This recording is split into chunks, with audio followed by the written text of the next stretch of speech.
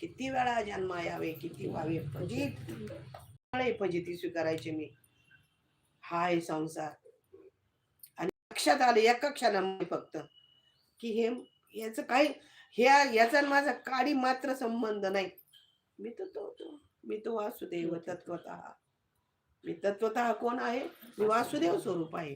माझा हे जे आहे ना याच्याशी काडी मात्र संबंध नाही. हे कुणी दिलं मला? तर भगवंताने. गीतेमधून, फक्त गीतेमधून अर्जुनाच्या निमित्ताने सांगितलं आणि सगळ्या जगाला ते उपकारक झालं. आणि असं जे हे उपकारक झालेलं आहे हे मला प्राप्त झालं. आणि मी ज्या वेळेला त्याच्याकडे पाहिलं त्यावेळेला मला लक्षात आलं की मी तर आहे असं.